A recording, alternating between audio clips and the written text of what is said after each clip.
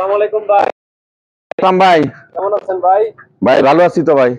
Marina city আপনাদের এটা? হ্যাঁ, এটা দমদমা মেরিনা সিটি।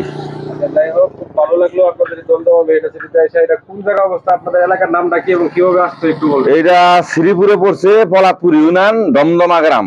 শ্রীপুর পলাতপুর ইউনিয়ন, দমদমা গ্রাম। আচ্ছা, এই জায়গাটার নাম মেরিনা সিটি কিভাবে হয়েছে একটু যদি বলতেন? এইটা মেরিনা সিটি নামটা হয়েছে, আমি সিঙ্গাপুরে ছিলাম অনেক বছর যাবত, জন্য আমি এটা পুরা সিঙ্গাপুরে বর্ষাকালে যেরকম চারিদিকটা পানি হয়, এই জায়গায় বর্ষাকালে অনেক পানি হয় এবং নৌকা মানুষ চলাচল করতে পারে। এই জন্য আমি এই নামের সিঙ্গাপুরের নামটার অনুকরণ করে আমি দমদমা মেরিনা সিটি নামটা দিছি।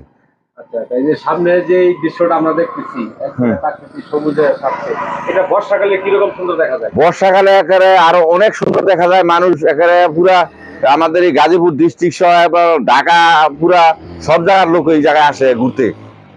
মানে বর্ষা সিজনে কি কি আছে এই জায়গায়? কি নৌকা পাওয়া যায়? নৌকা পাওয়া যায়, নৌকা ঘোরাঘুরির জন্য খুব সবাই আনন্দ পায় আর কি, পুরা ফ্যামিলি নিয়ে আসে। আপনার দোকান কতদিন হয়েছে দিয়েছেন? আমার দোকান 3 বছর কিছু পরে, 3 বছর 1 মাস চলে। এই রাস্তাটা হওয়ার পরে আপনি প্রথম শুরু করেন? হ্যাঁ, এই রাস্তাটা হওয়ার পরে আমি সর্বপ্রথম এইখানে এই জায়গাটারে একটু মোটামুটি সবাই পরিচিতি লাভ করে। আপনার দোকানে কি কি পাওয়া যায়?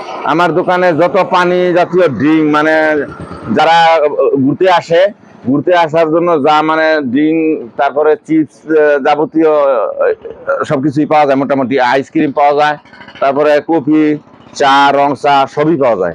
পাশে দেখলাম ফুচকা। হ্যাঁ, ফুচকা এটা আমি বসাইছি। ফুচকা থাকলে জনগণ সবাই সেজন্য ফুচকাটা খায় আনন্দ করে, এটা খুব পছন্দ করে, মেয়েরা খুব পছন্দ করে